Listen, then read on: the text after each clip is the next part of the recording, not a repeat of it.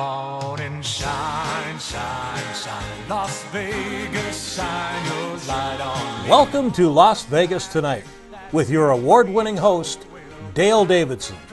Dale interviews fascinating guests from top-ranked celebrities to people just like you who have an important story to tell. For more than 15 years, Dale has broadcast every week from the fabulous Las Vegas Strip. He finds the people who really make Las Vegas a one-of-a-kind city and lets the world know just what's happening in this remarkable town. You'll discover why 50 million people visit the entertainment capital of the world every year. Stay tuned for another exciting episode of Las Vegas Tonight. Welcome to Las Vegas Tonight. I'm your host, Dale Davidson. We try to bring you fascinating guests, often from Las Vegas, sometimes from elsewhere in the world. We have somebody here who's famous around the world and happens to grace our city as a resident. His name is Oz Ozfox, the lead man, the front guy, the leader of Stryper. How about that? I wouldn't say leader. Believe me. There's three other guys in the band, okay? I just want to stir things up for you a little bit. You've been at it a little while with the band Stryper, haven't you? It's been quite a while. Yeah. Yeah. I got a little story to tell you. I told you I'd tell you a story. In 1988, I was in Tucson, Arizona, and I had just gotten a job at an ad agency. And my very first ad I did there was for Stryper, appearing on the KGMS FM Christian radio station in Tucson. So I had this picture of the Rock of Gibraltar, and I had "Rock for the Ages" was the headline, and then there you were in your yellow and black striped glory, standing on the Rock of Gibraltar. So you guys have been at it for a while. Well, thank God we don't have the spandex anymore. And the Aquanet.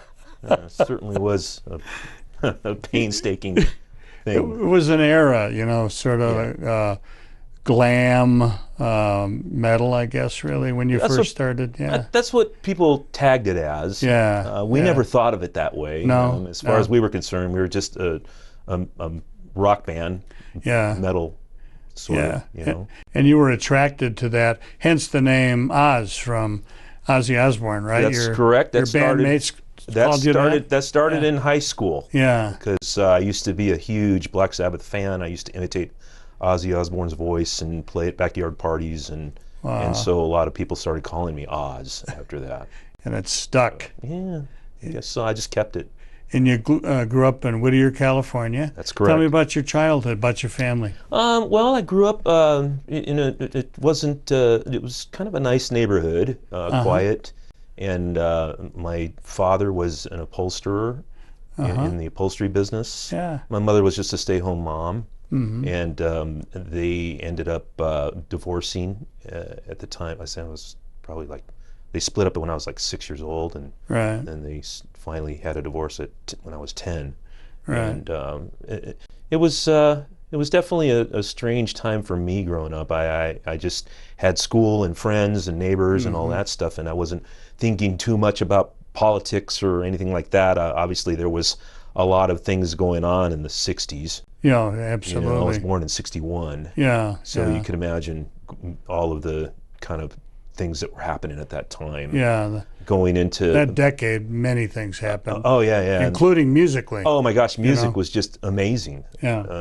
Unbelievable, and I still love the music from the 60s and 70s. Oh yeah.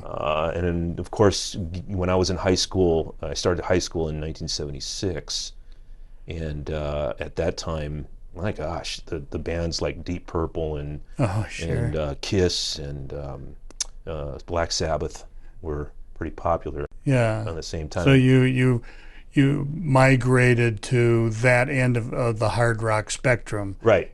Being metal, being hard rock.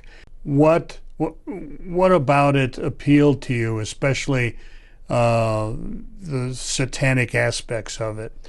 Was that part of your childhood? There wasn't any satanic stuff in my childhood. I was raised Catholic. Yeah. And then at the age of 10, my mom became a born-again Christian. Right. And that's where I was introduced to Christianity at that point, going to the church that she was at in Whittier.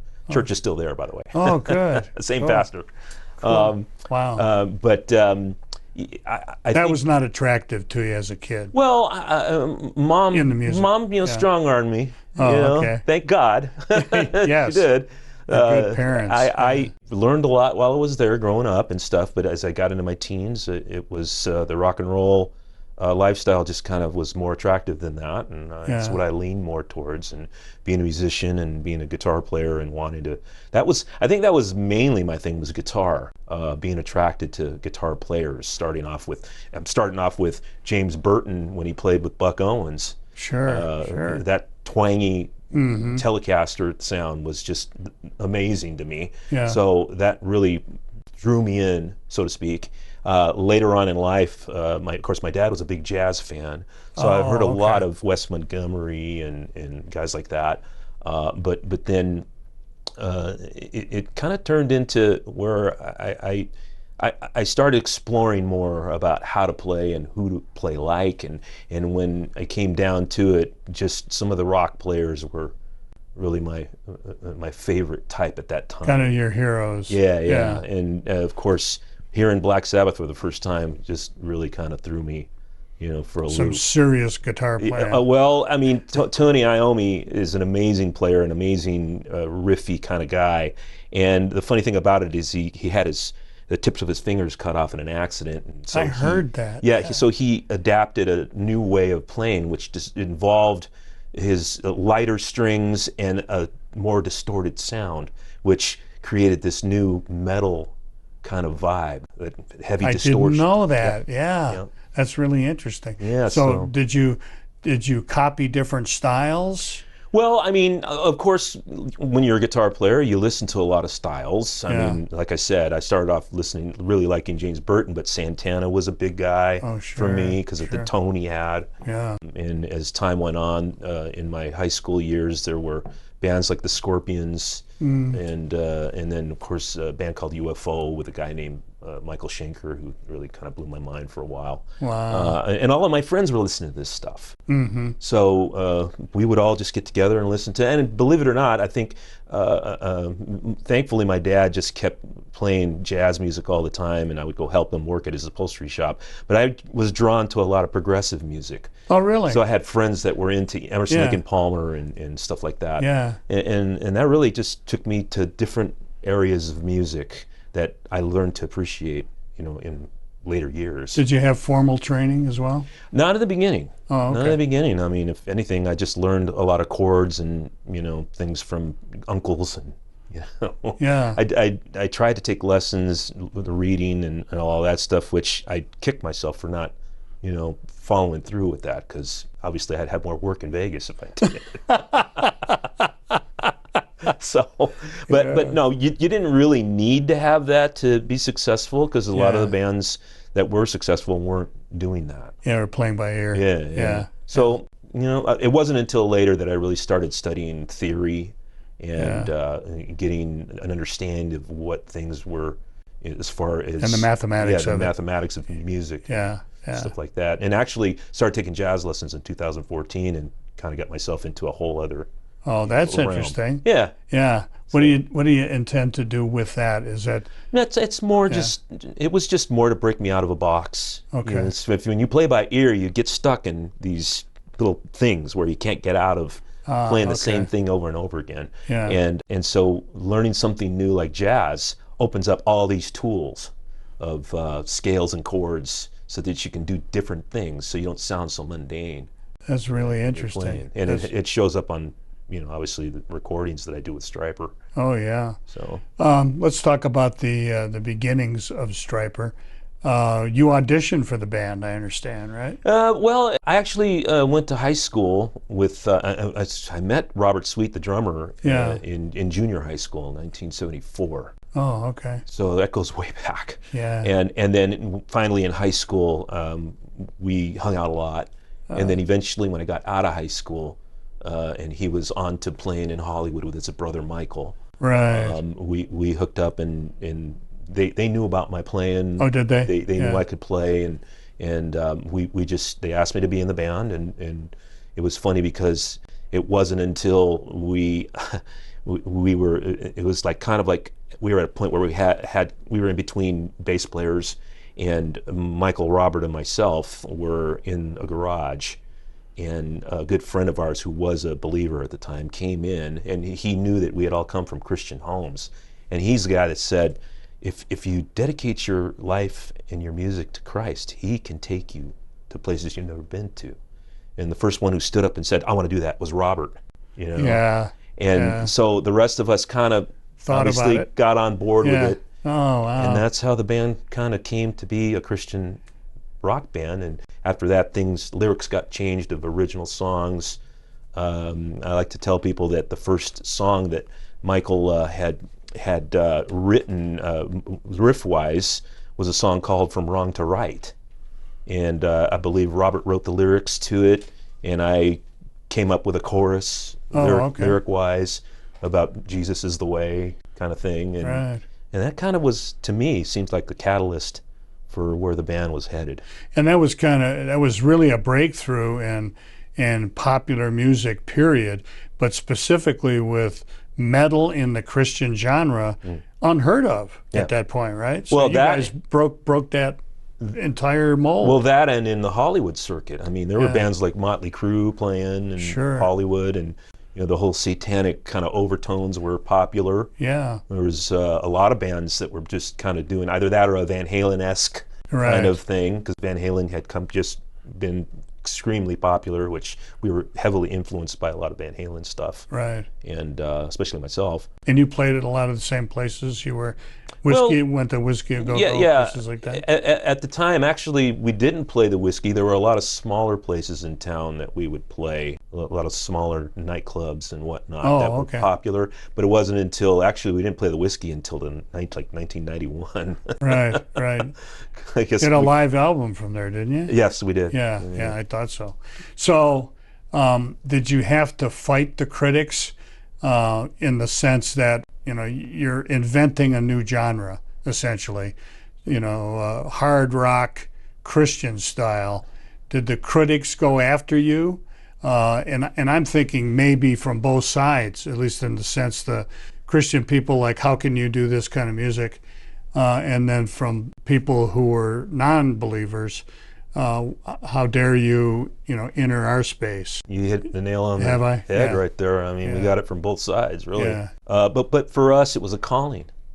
To me, it was a divine, union that God put together for us to continue to do now for almost 40 years. Wow, what a blessing! Haven't stopped. What a blessing! We just recorded our 14th studio album, and jeez, and we're still friends. Well, that's Christianity. There you that's go. The only possible explanation for that, because there's an awful lot that goes on. I mean, if nothing else, being in close quarters on the road really makes it difficult. Yeah, it does. And you guys, you've had several members come and go, but it doesn't look like any of it was really any kind of problem. It's just a natural, I need a solo career kind of thing. Well, I think if anything, it boils down to, if you really want to do something and stick to it, and especially if it's a divine calling. Oh, yeah. You can't give up until God tells you to stop. Yeah, that's right. Or he makes you stop somehow. Yes. And we were all scared that was going to happen with you. And I want you to know that your fans and I and others that I know have been praying for you. I appreciate that. Because you had brain tumors, and things are looking okay, though, huh? Yeah. Well, I mean, we still have to keep an eye on it, Yeah. So, Lord willing, everything will be okay. I'll be around for a while. That's good. And you're going to be playing. You plan on being on the road again? Yeah. We start touring again in May. Oh, that's great. And we'll be doing dates all over the U.S. all the way through fall. Wow. Who knows? Who knows what'll happen between now and then? You can call it the farewell tour like Elton John and just never leave. Well, yeah. I don't know if it's going to be so much the farewell tour as I know it's not. But, it's like, look at the times we're in. I know. You know? Yeah. So, who knows what's going to happen between now and... Oh, the mission field is always going to be there. Yes. And you have a way of reaching youngsters and oldsters like me. 40 years worth of fans. And new generations. Yeah. I got grandkids that are coming to my shows now. That's amazing. We need to take a brief break, and we're going to be back with Oz Fox right after this.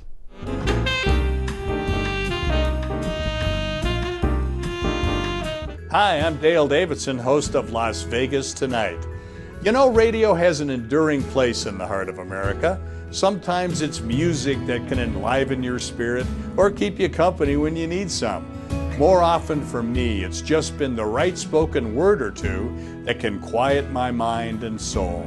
Radio brings me a reassuring word in the quiet of night or a welcoming voice early in the morning as I shake off the night's sleep and find my way into God's purpose for my day. And always, I find the best radio station is the one that brings me the best news, the gospel of Jesus Christ. My favorite radio station is KKVV in Las Vegas, Nevada. It's still right where it's been for years, at 1060 on the AM dial, hovering over Sin City like a gospel airship, broadcasting the good news of the abounding love that Jesus Christ has for every single one of us. No matter who you are or where you live, you can receive God's Word via the KKVV Gospel Airship. Just go to kkvv.com and click on Listen Live. KKVV is using all the tools that God's provided them, like podcasting and video streaming and video on demand, to produce programs that lift up our fellow believers and save the lost. If you feel a calling to speak to others about Jesus Christ on your very own show, pick up the phone and call the station. They'll be happy to tell you how. Call KKVV today at 702-731-5588 or drop them an email at kkvvradio@hotmail.com. Please join me in becoming part of the KKVV family. You'll be glad you did.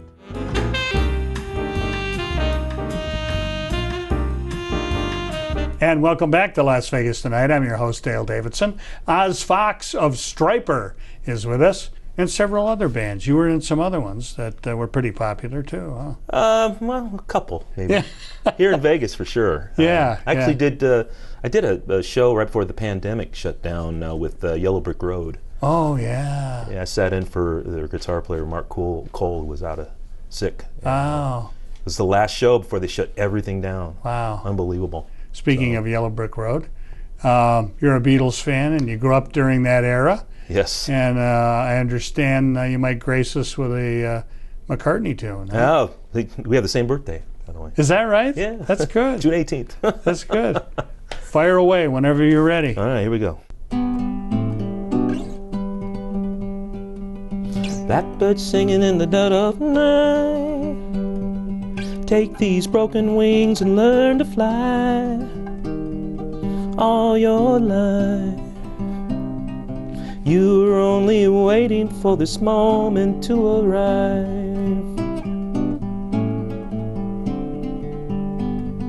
Blackbird singing in the dead of night. Take these sunken eyes and learn to see all your life. You're only waiting for this moment to be free. Blackbird fly, blackbird fly, into the light of the dark black night.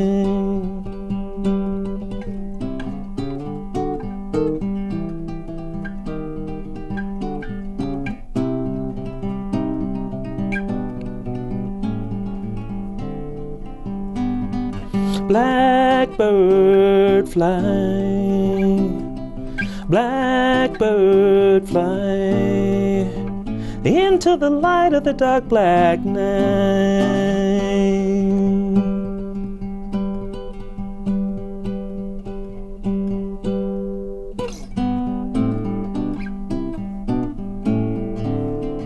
Blackbird singing in the dead of night. Take these broken wings and learn to fly.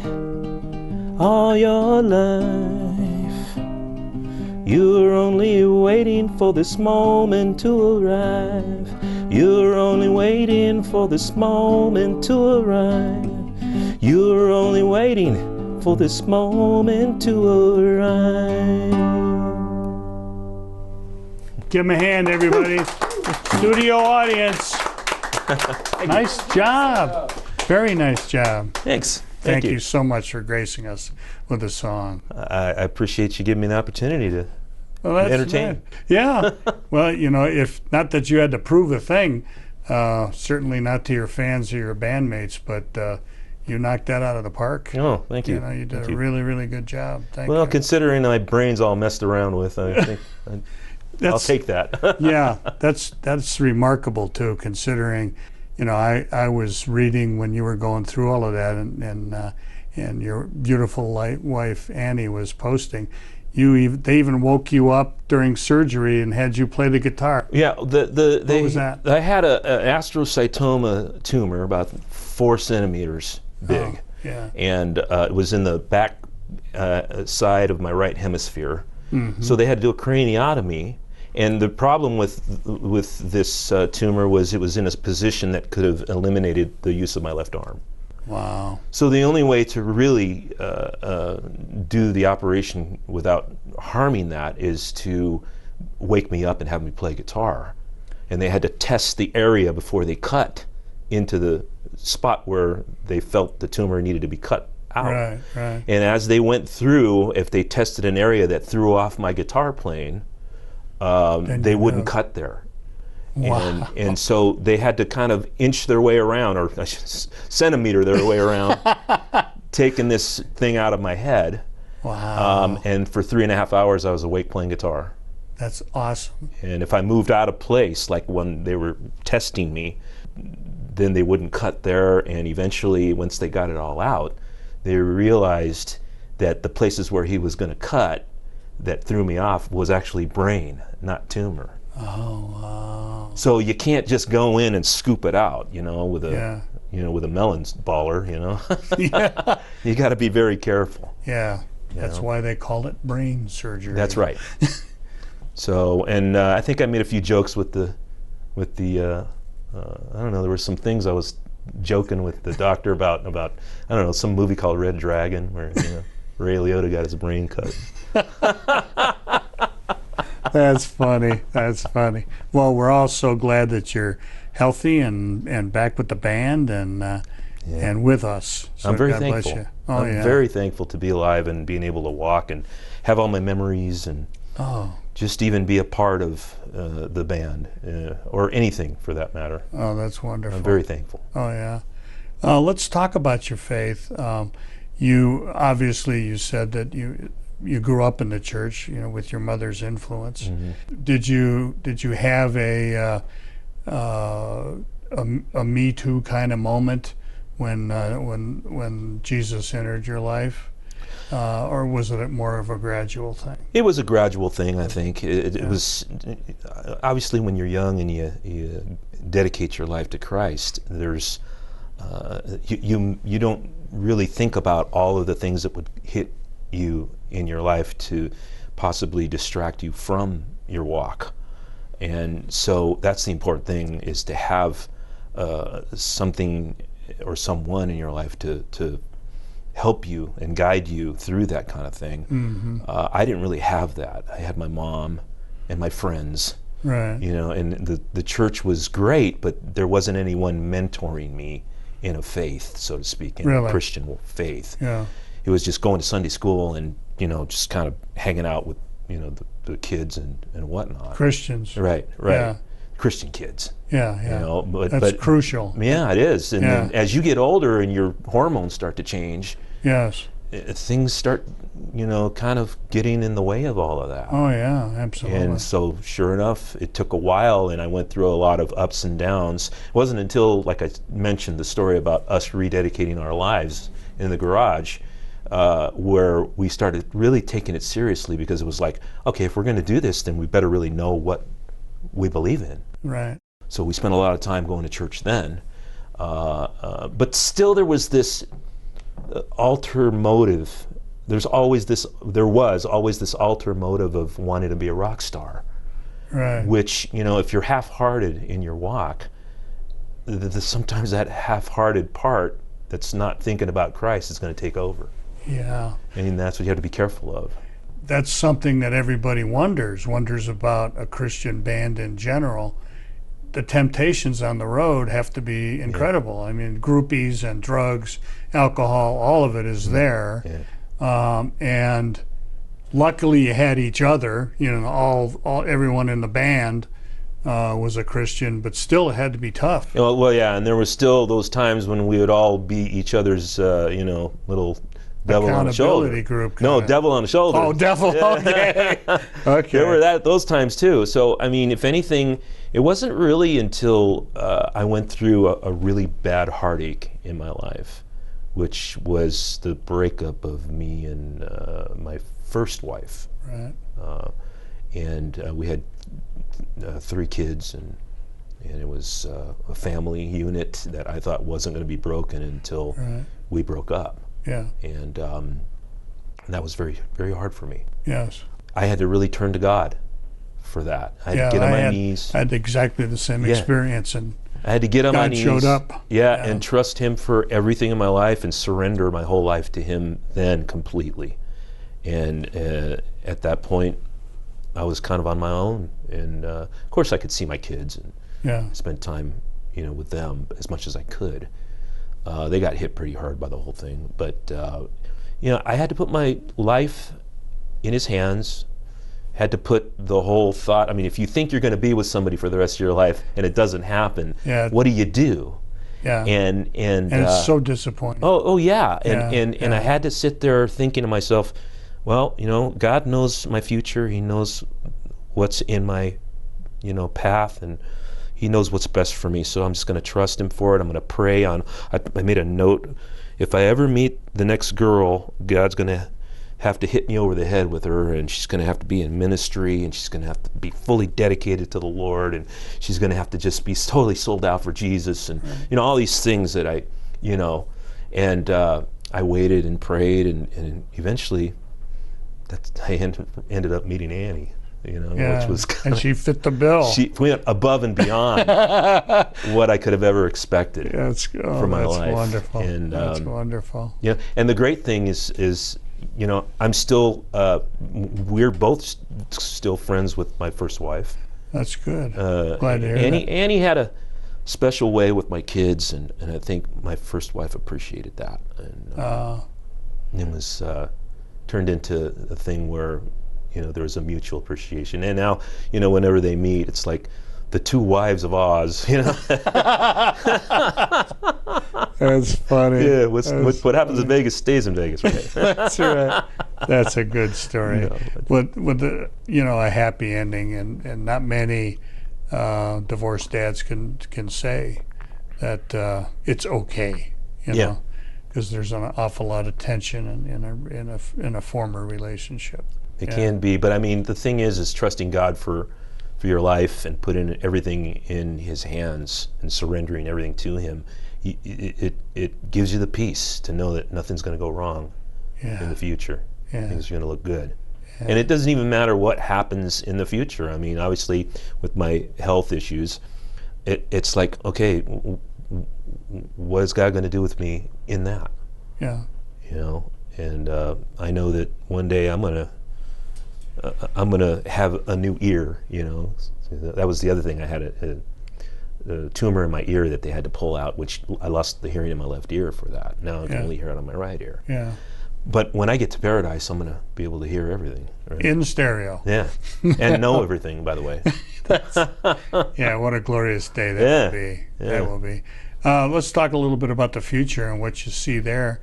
Do you want to continue to tour with Stryper? Do you want to write some more music? What do you want to do? Guitar is my life. I've been just so passionate about guitar playing. I know I want to continue to just follow that and use it for whatever I can. Yeah. Right now I'm in a place where Stryper is my calling, and I want to continue to do that until it doesn't happen anymore or God wants to change things. Right. If I walk away, then that would be against what I believe He wants. Okay. There's a lot of people that benefit from what Stryper does, and there's still a lot more to do. And so I'm going to continue down that path. I am going to hopefully write some music and do a solo album one day. That's what I'd like to do, just because I have my own, aspirations. Sure. All that. I'd like to start a talk show, my own talk show. Oh, that'd be fun. Yeah, I'm kind of got an idea to base it on my heritage, which I'm Mexican American, right. Which is I like to call it Chicano. Sure. So sure. I have a whole theme about that I'm gonna kind of focus on. Okay. And we'll see how that goes. Wherever that takes me. It obviously will be a lot of spiritual stuff being talked about on that, and I have a good friend of mine who's going to join me on that when I get it together. A friend of mine named Les Carlson who sings in a band called Bloodgood.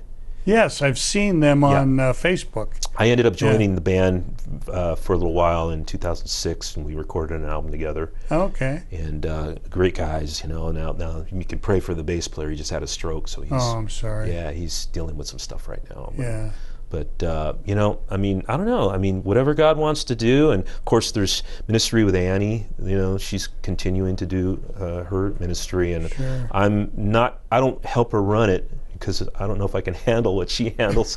But I'm at least a support, and I can hopefully be a good example to the girls, that she helps. Well, God bless you. And we're going to take another brief break, and then I have a surprise for you. Okay. We'll be back. I like surprises. With Oz Fox and someone else right after this.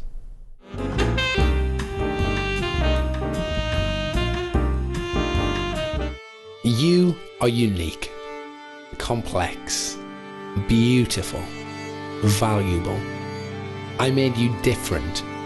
Out of 7,787,200,861 people on planet Earth right now, no one is the same as you. I created you. I gave you breath. I formed your being. And each day I give you life. And I love you. But a divide came between us. And you turned your back and went your own way. You tried life without me, and it's slowly killing you. You know there's more. Again and again you try to find it, sipping from the empty cup of sin, but nothing quenches the deep down thirst. But this is not your story. I made you for more, for life with me in full bloom. So I came to Earth to live as you do. I felt your fragility, the problem of pain, the tearing of temptation, but I did not give in. And even though I authored life itself, I chose death.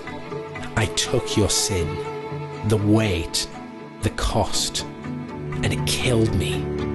It killed me instead of you. That's what I wanted, and I did it because I love you. I laid down my life. I knew I could take it back. I'm alive. I am Jesus. In a world full of shortcuts, I am the way. In a world full of lies, I am the truth. And in a world full of death, I am the life. I died and came back to life so that I could give you a clean slate. If you believe that I did that for you, my life is yours. Will you take it?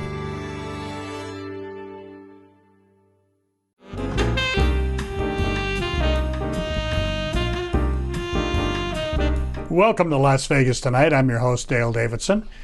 We have a very special guest on the Oz Fox show. He's very familiar with her. He earlier said, "Don't call me Mr. Lobert," or something to that effect. Annie Lobert is with us. Thanks for coming on, Annie. You're welcome. I had to come see my husband. Yeah, that's right. Thanks for riding over with him. Yeah. I've interviewed you, and you told a nice story about meeting him and loving him. Let me give you an opportunity to do the same in this episode. Tell us a little bit about what it's like today being married to this superstar of Christian rock. Well, you know, when you live with someone, things are a lot different. You get to pick up their underwear and their socks. And That's right. But, you know, all in all, yeah, married life is real. But honestly, Oz is a very special person, because all the men that I dated before, they always wanted usually one thing. Right. And this is one man that didn't want that from me, right, honey? Yes. I tell you what, so I can give a little bit of advice, Dale, to anyone that's dating out there. Yeah. Especially in today's culture, because today's culture is sleep with everybody. It's a hookup culture. Yeah, hookup, but also let me test this car out first to see if I like how it feels, right? Right. And anyone that's driving a sports car, that's what you do. Well, listen, Prince had it right when he said little red Corvette, because that's how some people, some men and women think of each other. Right. Well, let me test out this Corvette and see if it's really what I want. Mm-hmm. And there's one thing that I did before I married Oz was didn't want to give my whole body to him, because I wanted to be safe for marriage. And also I knew that he would protect me. And I also knew that he would honor me as a woman, and he wouldn't try to push me to do things that I didn't want. And I knew that also that he would be a provider. And when we would go out to eat, it wouldn't always be like, well, can I pay for your dinner, as a woman to a man? Like, or can we go Dutch? But it was never like that. He paid for everything. And he showed me what a true gentleman was. In fact, when we were dating, he would open my doors and my car door.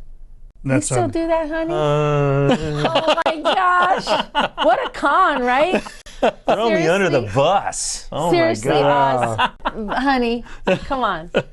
So, That was a little reminder, I think. Yeah, but you know, it's you have to really take marriage into consideration. If you're going to marry someone, it's just like where Jesus says that, you know, we are his bride. Like, you're there for the long haul. Like, it's a commitment. Yeah. And Christ died for the church. And so that's the type of husband that I was looking for.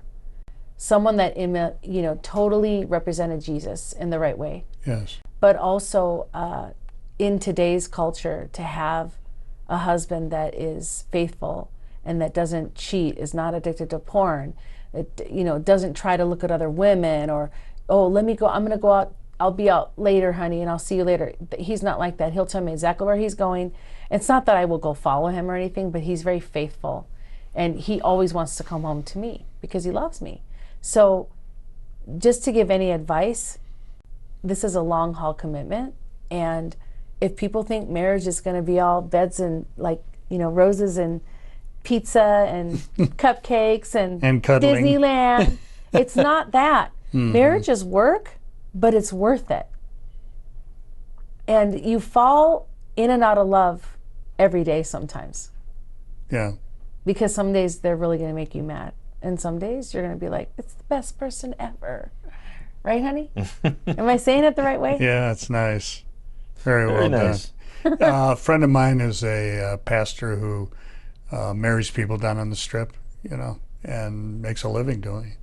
But he has a little speech that he makes at the end of every ceremony where he talks about marriage being a cord, if you will, with three strands. You know, there's you and Jesus, and then there's also the Father, the Son, and the Holy Ghost. And with those in a marriage, you're bound to succeed.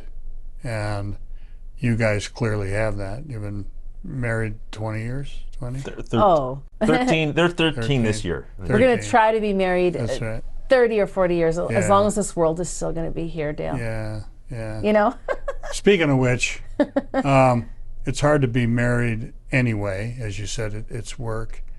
But particularly, you know, when both of you are so as busy as you are, and this guy's going to be back out on the road again.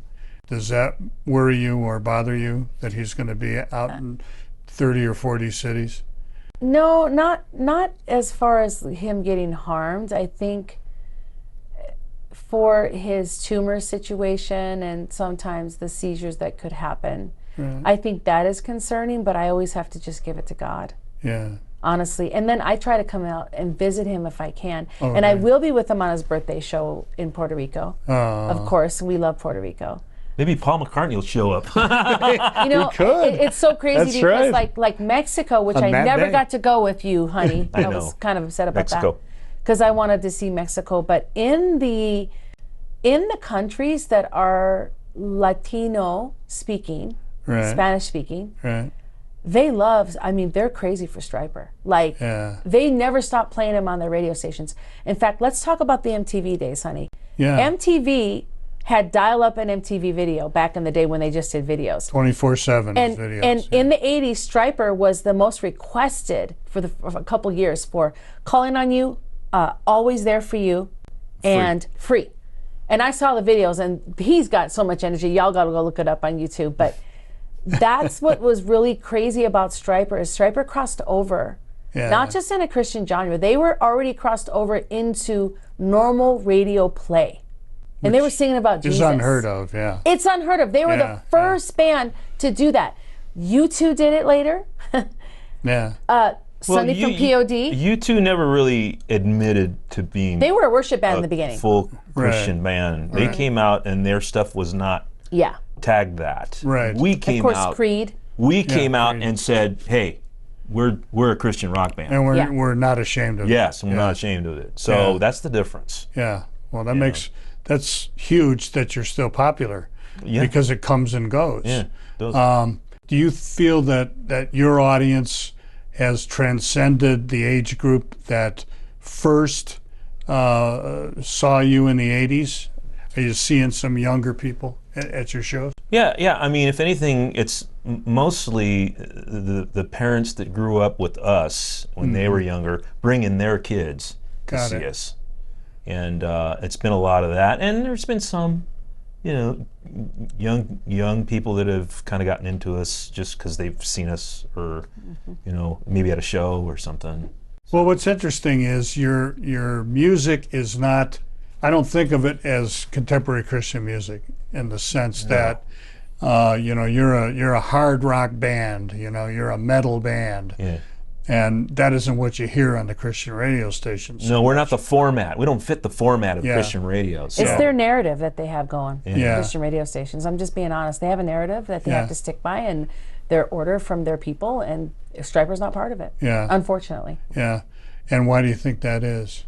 What do you think it is, honey? The only thing I Super can weird. think of is, there's a certain sound that music, a certain trendy sound that music has, and we've never been that, Yeah. ever. Yeah, We've not always been hooky out. as they call it in the business. Well, we have our hooks, Yeah, but we don't sound like what's popular.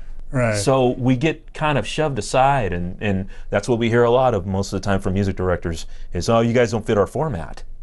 And it's Right. like, okay, What format what's is that? it? It's what they're following. Yeah. They're following what's popular, which, by the way, is very contradictory to me Yeah, because you're not supposed to do that. not as a Christian. You're supposed to stand You're supposed alone. to follow where You're the supposed to Spirit be is peculiar. leading. Exactly. Yeah. Exactly. Yeah. So, unfortunately, maybe one day that would change, but I don't see it changing anytime soon. So And, they're fine with it, though. I mean, I'm fine with it. I mean, I think it bothers some of the other guys more than me, but to me, it's like, I feel like you're going to get that if you're standing up for something as important as Christ. Yeah. and groundbreakers always get that. Oh yeah, pioneers. Pioneers. I'm a pioneer in what I do. He's Yeah. a pioneer, and I think that's why we That's connected what in the first the old place. saying is, settlers get rich, pioneers get arrows. Yes, that's exactly what it is. Very good. Yeah, That's a good saying. This is the thing, is that even with what I do, nobody was doing the work I was doing back then that I knew of. Yeah. Even had a survivor-led safe house, survivor-led ministry. Right. I didn't really know anyone that was working with trafficking victims like I was. Yeah. And back then they didn't call it trafficking victims. They called us ex-prostitutes. Right. Ex-hoes. I mean, this is how it was. Yeah, Right? So people ask too, hookers for Jesus. That's pretty risque, Annie. It means fish hook. I would teach you how to fish for people. So yeah. So I guess, honey, we're both pioneers, and that's probably why we get along so well, because we understand that when you break ground, you really break ground. And you break ground that's hard, that no one else has done. I'll never forget this. Walking behind my grandfather as a little girl. My grandfather was, his parents were from Poland. He was full Polish. And he used to have these machetes. I know that sounds pretty harsh. These 2 machetes, and he would take them and he would cut he had land that he bought in Wisconsin, and we would help him develop it. Right. So he would cut these paths through the land, and he would chop, and he'd say to me, follow in back of me and pick up the branches. Right. I hated it because the mosquitoes would attack me and the spiders. Oh, yeah. But I'll never forget that, because my grandfather showed me something. Someone else has to do the hard work.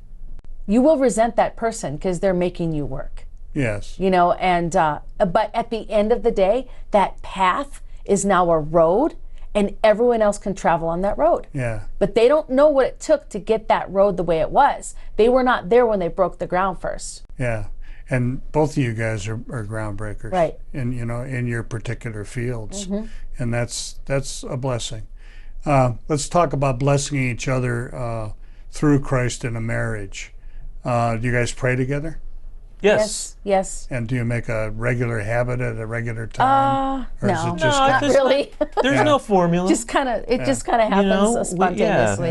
yeah. And we both have individually have a pretty deep devotional time every day. Oh, do you? Yeah. I mean, it's.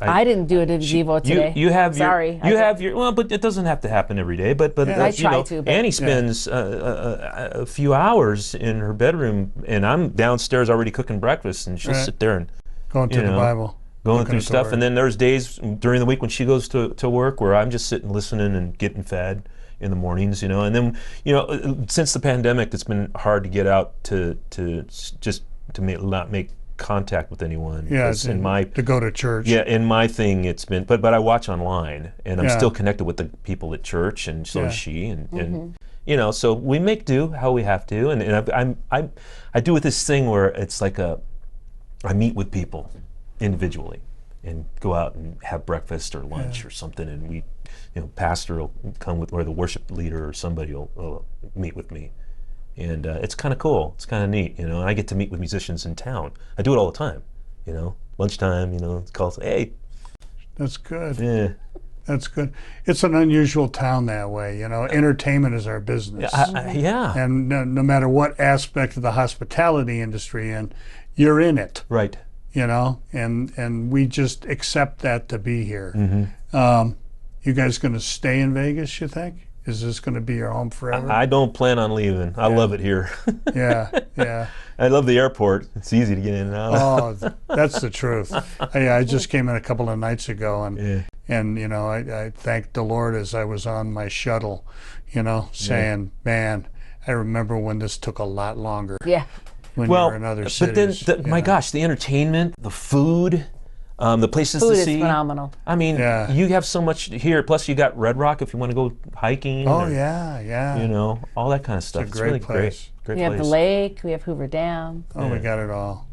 Well, thank you for gracing our set and gracing Las Vegas and doing welcome. the Lord's work, both of you. It's very kind of you to come on the show. Appreciate it. Thank you. God bless you. Good to see you, Dale. God bless you. Wow. It's been the Oz and Annie show, and we're so pleased that they came on together. And Annie also did another show, and as I mentioned during that program, she was my very first guest ever.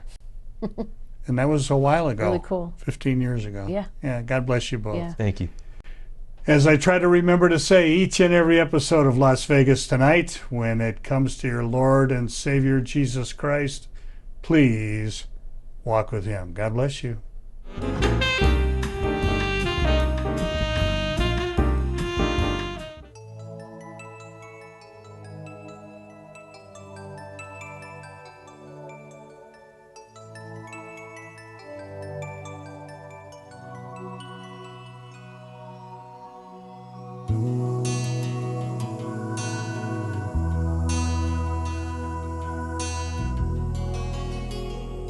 God's voice.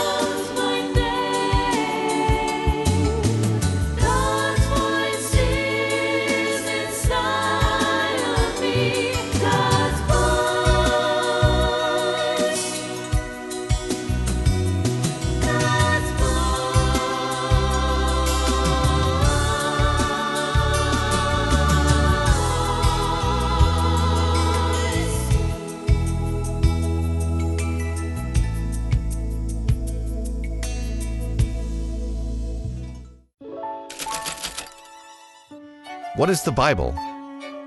What does it say? Why do people care about it?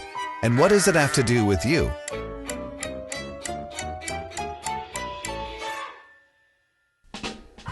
Christians claim the Bible was authored by God through human hands to share His story and help us understand who He is.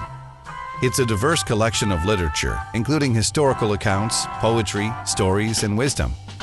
It contains mind-blowing adventures like men being thrown into a fire-filled furnace. Yet they weren't burned. It speaks of an old man who was lowered into a lion's den, only to be supernaturally protected and not eaten. It also tells the story of a little girl who had died, yet miraculously came back to life. The Bible is one book that contains 66 smaller books. It was written over a period of 1,500 years and authored by over 40 different people that range from shepherds to doctors, scholars, farmers, and kings. Completed 2,000 years ago, historians say it's one of the most reliable books on the planet. Over 10,000 manuscripts have survived the centuries. Compare that to only 235 known manuscripts of Shakespeare's First Folio. There have been over 5 billion copies printed worldwide, making it the most reproduced book in the world. The Bible is divided into two sections, the Old Testament and the New Testament. The Old Testament is well known for its early history of the world and insight into life, giving wisdom such as don't murder and love one another. Other sections are a bit racy, such as your breasts are like two fawns, twins of a gazelle. The first 4 books in the New Testament tell the story of Jesus through the perspectives of 4 of his closest friends. The rest of the New Testament is stories and letters revealing what Jesus' closest followers did after his time on earth. God used average people to heal all kinds of diseases and drive out demons. Many of Jesus' followers were killed because they dared to preach his message.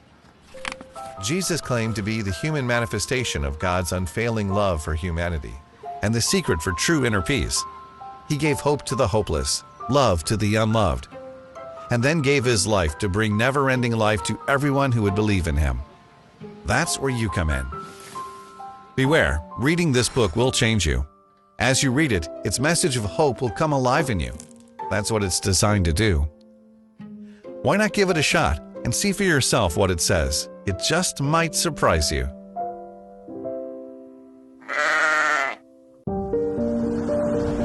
So let's talk about love. It's a beautiful fuzzy feeling that makes you forget everything. It's like this heart goes every time you see your favorite person. It sends shivers down your spine and feels like a couple of butterflies in your tummy. It's a gooey, warm feeling, isn't it?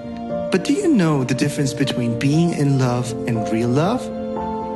Being in love, this little guy, as beautiful as it looks, wants to do things for its own happiness.